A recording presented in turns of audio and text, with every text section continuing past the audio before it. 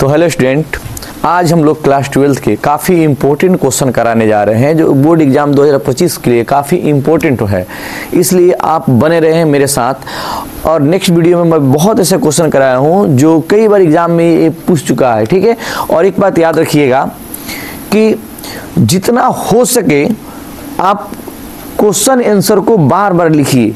Exam hall में जाकर किसी को सुनाना नहीं होता है, केवल आपको लिखना होता है। और आप जब लिख देते हैं तो वही कॉपी आपका चेक होकर आपको नंबर दिया जाता है। इसलिए लिखने की ज़्यादा से ज़्यादा हैबिट बनाइए, ठीक है।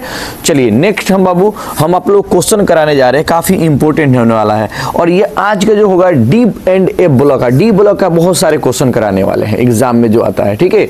देखिए, जैसे सबसे पहले आपको मैं एक कंसेप्ट बताता हूँ, संक्रमण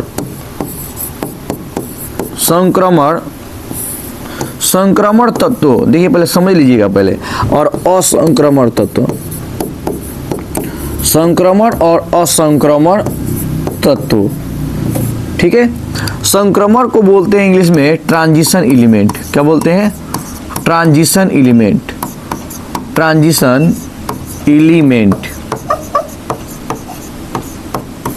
इसको बोलते हैं non transition element, non transition element. देखिए, कब संक्रमण तत्व कहा जाएगा और कब असंक्रमण तत्व कहा जाएगा, ये बात आप लोगों को जानना जरूरी है। देखिए, डी ब्लॉक में अधिक से अधिक इलेक्ट्रॉन 10 रहते हैं। जब 1 से लेकर 9 के बीच में डी अगर में आएगा, डी ऑर्बिटल में 1 से लेकर 9 के बीच में आएगा तो उसे संक्रमण तत्व कहेंगे।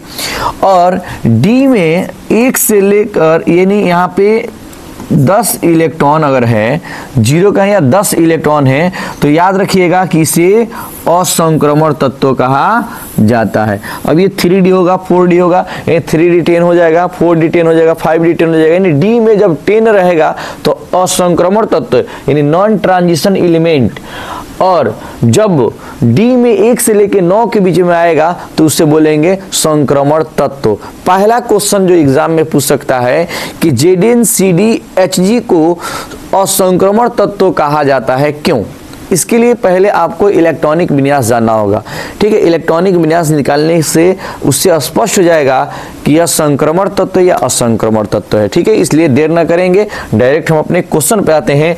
और बीच बीच में आप लोगों को कुछ कुछ कंसेप्ट बताते रहेंगे ताकि आसानी से समझ में आए। पहला जो कि क्वेश्चन सुनिएगा, क्वेश्चन है कि Zn या Cd या Hg, ठीक है, ZnCd या Hg, या इसी तरह ये या क्वेश्चन दे देगा कि Zn+2 या Cd+2, ध्यान दीजिएगा, Cd+2 या Hg+2 असंक्रमण तत्व होता है, क्यों?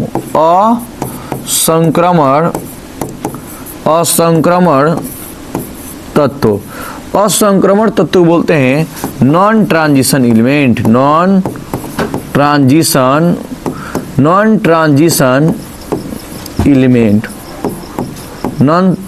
एलिमेंट, असंक्रमण तत्व, नॉन ट्रांजिशन एलिमेंट, असंक्रमण तत्व कहा जाता है, क्यों कहा जाता है?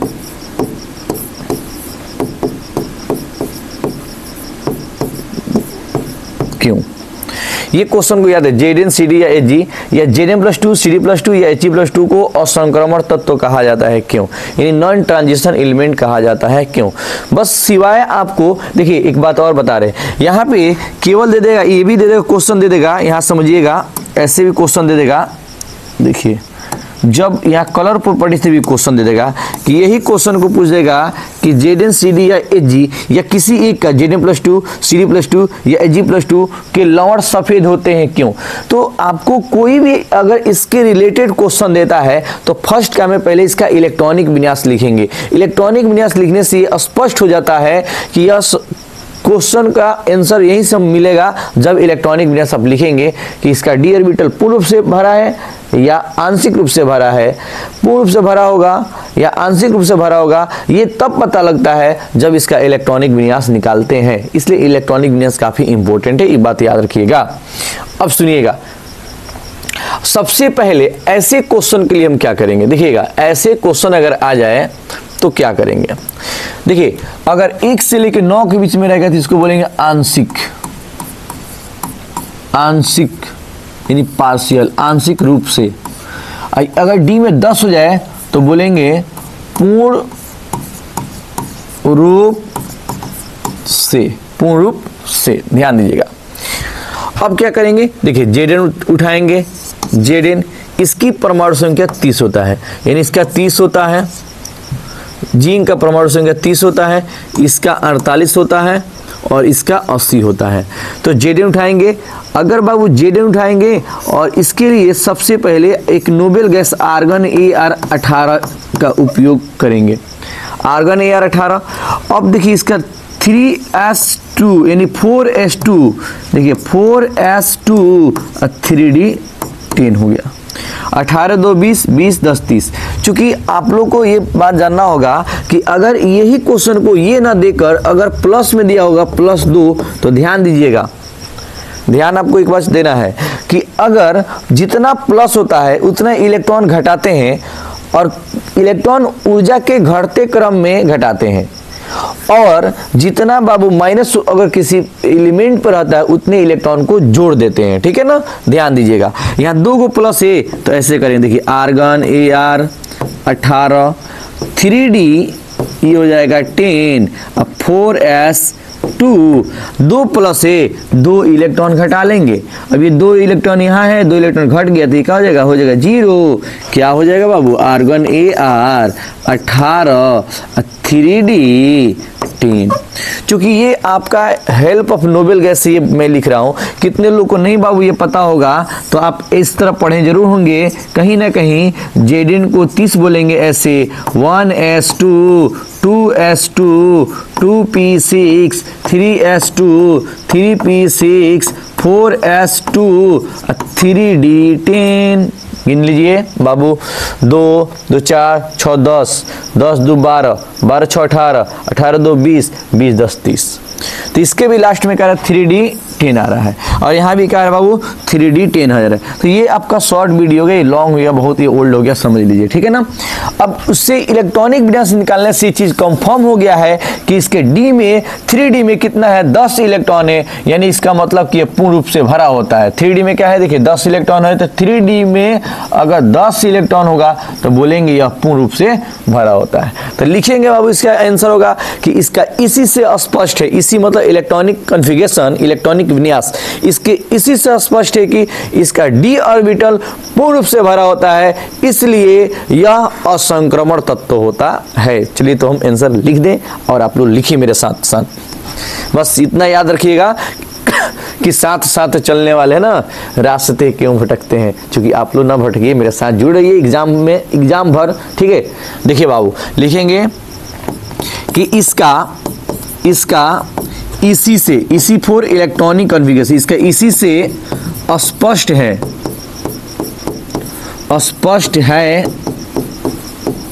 कि इसका d ऑर्बिटल, यानी 3d कहें या d ऑर्बिटल, d ऑर्बिटल पूर्ण रूप से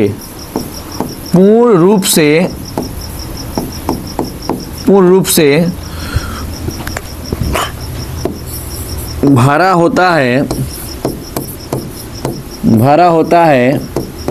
पूर्ण रूप से भरा होता है, इसलिए Zn Cd या Hg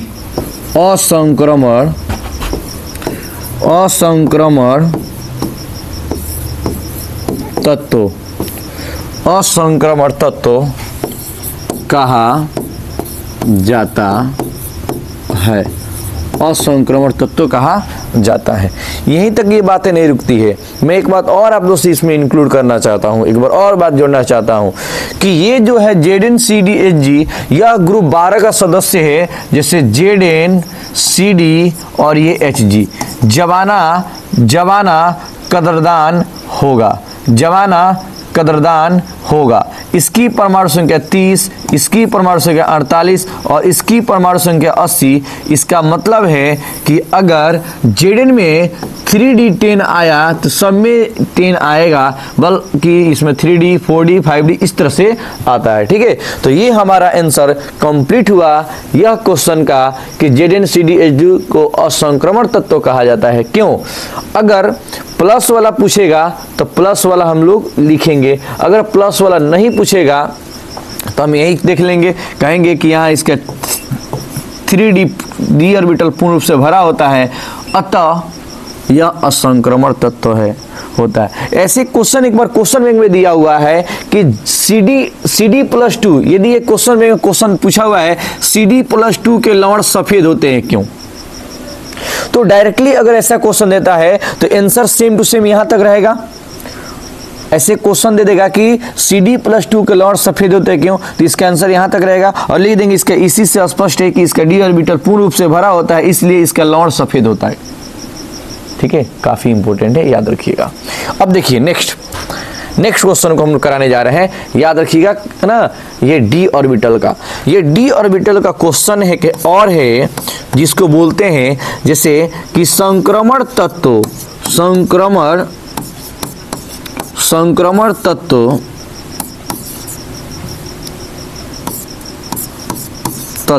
यानी ट्रांजिशन एलिमेंट, संक्रमण तत्व रंगीन यौगिक को बोलते हैं कलर कंपाउंड। रंगीन यौगिक का निर्माण करता है क्यों, निर्माण करता है क्यों, ऐसे क्वेश्चन दे सकता है। क्वेश्चन तो बहुत से पूछने का तरीका है बाबू। देखिए यहाँ पे क्वेश्चन है कि संक्रमण तत्व रंगीन यौगिक का निर्माण करता है क्यों, फिर एक क्वेश्चन है कि संक्रमण तत्व जटिल यौगिक का निर्माण करता है क्यों, फिर क्वेश्चन है कि संक्रमण तत्व की संयोजकता परिवर्तनशील होती है क्यों। ठीक है, संक्रमण तत्व अंतरकाशी यौगिक का निर्माण करता है क्यों, संक्रमण तत्व उत्प्रेरक का कार्य करता है क्यों। क्वेश्चन बहुत सारे बन जाएगा, बस इसका कंसेप्ट जान लीजिएगा। अगर इसके रिलेटेड कोई भी क्वेश्चन आ जाए एक बार जरूर डालना होगा कि संक्रमण तत्व कहेगा तो बोलना है कि इसका d ऑर्बिटल आंशिक रूप से भरा होता है, इसका d ऑर्बिटल आंशिक रूप से भरा होता है, जिसके कारण ये होता है। और भी कुछ प्रॉपर्टीज होती है जो इसमें बताना जानना है। जैसे कि क्वेश्चन के लिए क्या हो गया कि संक्रमण तत्व रंगीन यौगिक का निर्माण करता है क्यों, तो इसका आंसर पहले सुन लो बाबू एक बार मेरे से। संक्रमण तत्व रंगीन यौगिक का निर्माण करता है क्योंकि इसका d ऑर्बिटल आंशिक रूप से भरा होता है एवं इसमें एक dd ट्रांजिशन होता है। dd ट्रांजिशन के कारण संक्रमण तत्व रंगीन यौगिक का निर्माण करता है, dd ट्रांजिशन के कारण कलर कंपाउंड का निर्माण करता है। तो चलिए बाबू नेक्स्ट हम लोग आंसर भी लिख ले। ठीक है, अब मेरे साथ साथ लिखते चले। ठीक है, देखिए ध्यान दीजिए बाबू, लिखेंगे आंसर में क्या लिखेंगे बाबू कि संक्रमण तत्व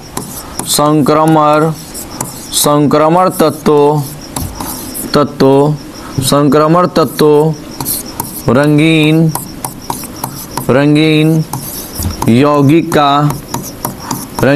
यौगिक का निर्माण संक्रमण तत्व रंगीन यौगिक का निर्माण करता है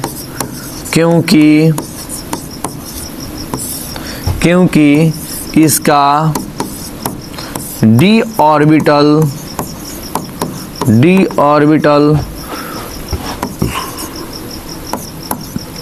आंशिक रूप से,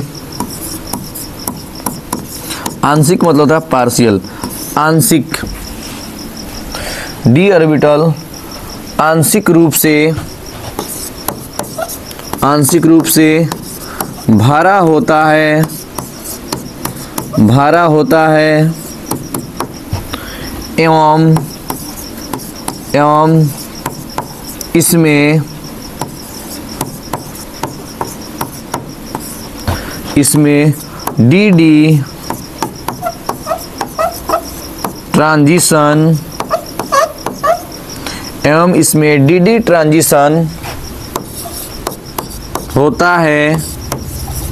एवं इसमें dd ट्रांजिशन होता है,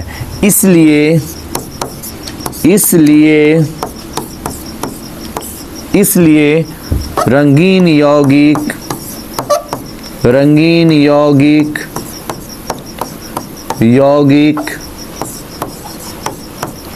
का निर्माण करता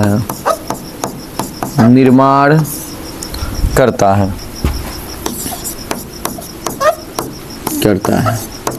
एज फॉर एग्जाम्पल में देखो बाबू, जैसे में आप तो नाम सुने ही होंगे, नीला तो था CuSO4 × 5H2O। देखिए Cu ये कॉपर जो है हमारा डी ब्लॉक का तत्व है, ठीक है, ये भी एक कलर कंपाउंड है। दूसरा बात करें हम लोग जैसे KMnO4, ये Mn भी क्या होता है, ये भी कलर कंपाउंड है, ये भी ट्रांजिशन एलिमेंट है, ये भी कलर कंपाउंड है। नेक्स्ट बाबू K2Cr2O7, ये क्रोमियम भी किस बाबू, ये भी बाबू क्या है, एक ट्रांजिशन एलिमेंट है, संक्रमण तत्व है। तो ये भी हमारा क्या करता है, कलर कंपाउंड बनाता है, ये भी कलर कंपाउंड बनाता है, ये भी कलर कंपाउंड बनाता है। इसका मतलब इसमें डी ट्रांजिशन भी होता है और यह इसमें डी ऑर्बिटल आंशिक रूप से भरे होते हैं, ठीक है। ये क्वेश्चन काफी इंपॉर्टेंट है। फिर एक और क्वेश्चन मैं बता रहा हूँ, याद रखिएगा। एक क्वेश्चन और आता है कि संक्रमण तत्व, ये बाबू इसके स्क्रीनशॉट ले लीजिए, ठीक है, ताकि हम दूसरे क्वेश्चन आप लोगों को आसानी से करा सकें, ठीक है। एक बार एक और क्वेश्चन इससे रिलेटेड आता है, थोड़ा सा ये भी ध्यान देना है कि संक्रमण तत्व यानी ट्रांजिशन एलिमेंट संक्रमण तत्व यानी ट्रांजिशन एलिमेंट परिवर्तनशील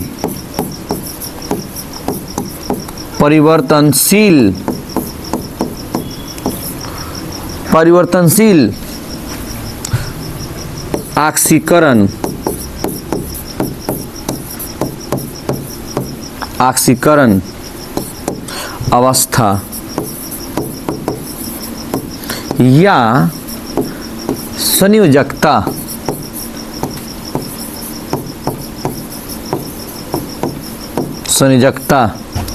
प्रदर्शित करता है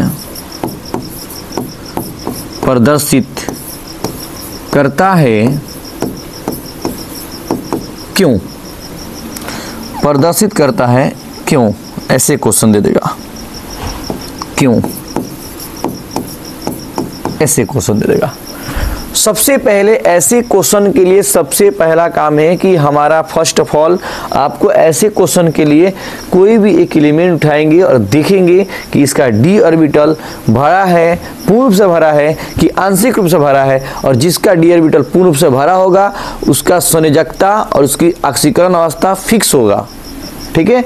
और जिसका डी ऑर्बिटल आंशिक रूप से नहीं भरा होता है उसकी संयोजकता और इसकी जो वैलेंसी होता है वो परिवर्तनशील होता है, याद रखिएगा। ऑक्सीकरण यानी ऑक्सीकरण अवस्था को हम लोग बोलते हैं ऑक्सीडेशन स्टेट। क्या बोलते हैं? ऑक्सीडेशन स्टेट, इसको बोलेंगे वैलेंसी, ठीक है, ध्यान दीजिएगा। हमने Mn लेते हैं, जानते हैं Mn क्यों लेते हैं? यहाँ Mn एक लेते हैं, देखो Mn मैंगनीज 25, क्योंकि इसकी सबसे अधिक ऑक्सीकरण अवस्था होता है +7 तक होता है। देखो ध्यान से, सबसे पहले लेंगे आर्गन Ar 18, ये 4s2 18 2 20 3d5। देखिए इसका डी ऑर्बिटल पूर्ण से भरा है, आंशिक रूप से भरा है। आंशिक के लिए क्या कंडीशन बताया है? जब डी में 1 से लेकर 9 रहेगा आंशिक है, डी में 10 रहेगा तो पूर्ण, ये आंशिक रूप से भरा है। उसी तरीके से Mn का हो गया, ये Mn के हो गया। उसके बाद से मान लो ये Mn की जगह हमारा मान लो Fe होता, Fe 26 होता है, तो इसके लिए क्या करते हैं, आर्गन Ar 18 ले लेंगे, ये 4s2 हो जाएगा, और 3d 18 2 20, यहाँ 6 हो जाएगा, 5 की जगह 6 हो जाएगा। ये भी देखो तो डी ऑर्बिटल पूर्ण भरा है, नहीं आंशिक भरा है। ये क्या है? आंशिक रूप से भरा है। और जब ये आंशिक रूप से भरा होगा तो याद रखिएगा कि यह हमेशा इसकी ऑक्सीकरण अवस्था प्लस इसकी ऑक्सीकरण अवस्था परिवर्तनशील होगा, इसकी संयोजकता क्या होगा? परिवर्तनशील होगा। और इसीलिए बाबू ध्यान दीजिएगा, Fe की जो होता है संयोजकता, Fe की संयोजकता कभी +2 होता है तो कभी +3 होता है, कभी 2 होता है तो कभी 3 होता है। क्यों होता है, कारण अब जानिए। ठीक है बाबू, आइए चलिए साथ साथ इसका आप लोग इसका भाषा लिख लीजिएगा, ध्यान दीजिएगा। बोलेंगे बाबू कि संक्रमण तत्वों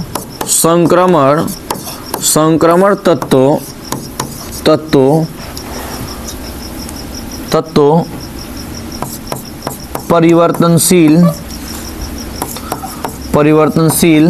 संक्रमण तत्व परिवर्तनशील ऑक्सीकरण अवस्था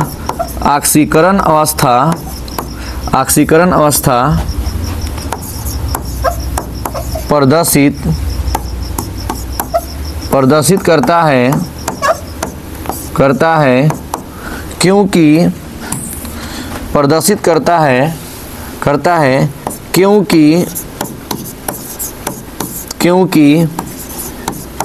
इसका डी ऑर्बिटल आंशिक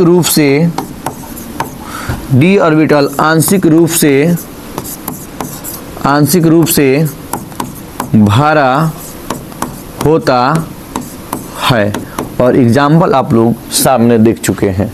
ठीक है, लेकिन देखिए एक बात बता रहे हैं, जेडेन की वैलेंसी +2 होता है, फिक्स होता है, इसका किसकोना अवस्था +2 होता है। क्यों होता है, क्योंकि इसके लिए देखिए हम लिए आर्गन AR, यहाँ आर्गन AR ये 18 हो गया तो 4s2 और 3d10, 18 2 20 10 30। अब इसका डी ऑर्बिटल पूर्ण रूप से भरा होता है, ये फिक्स होता है, इसके 3d10 फिक्स है, इसलिए जब ये इसका पूर्ण रूप से भरा होगा तो इसकी संयोजकता भी और इसकी ऑक्सीकरण अवस्था दोनों एक ही होता है, ये फिक्स होता है, याद रखिएगा। ठीक है, ऐसे क्वेश्चन को इंपोर्टेंट करके चला जाता है, कारण के साथ ये क्वेश्चन पूछे जाते हैं। और देखिएगा इतना ही नहीं, और आप लोग देखिएगा इसमें आप लोग को एक क्वेश्चन बता दें कि इसका इलेक्ट्रॉनिक विन्यास भी देता है और इलेक्ट्रॉनिक विन्यास पूछता है। ठीक है, 2-3 गो एलिमेंट दे देगा, बोलेगा इसका इलेक्ट्रॉनिक विन्यास को लिखें, इसके इलेक्ट्रॉनिक विन्यास को लिखें। चलिए जैसे मैं बोल रहा हूँ इस पर केयर करना है। जैसे क्वेश्चन दे दिया सपोज डेट, ठीक है, कि इसका इलेक्ट्रॉनिक विन्यास को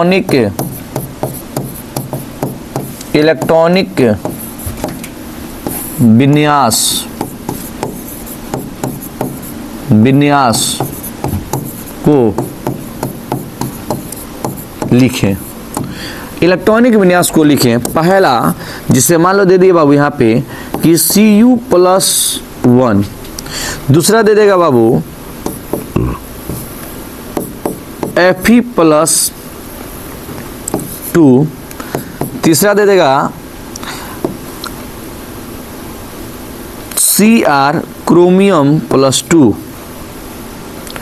और एक बात मैं बताऊं कि अगर कोई क्वेश्चन पूछेगा इलेक्ट्रॉनिक विन्यास से एस्केडियम केवल प्लस इसमें नहीं दे रहे हैं, बता रहे हैं आप लोगों को, तो ये क्वेश्चन एक एक्सेप्शन है, याद रखिएगा इसको, काफी इंपॉर्टेंट है ये वाला क्रोमियम का। या क्रोमियम +2 दे दे या केवल क्रोमियम दे दे Cr, तो इसको लिए आपको जानना होगा। इसका होता है परमाणु संख्या 29, इसका होता है 26 और इसका होता है बाबू 24, एस्केडियम को होता है 21, यह उसकी परमाणु संख्या होता है। अब बाबू देखेंगे क्या, ये भी समझने वाली बात है।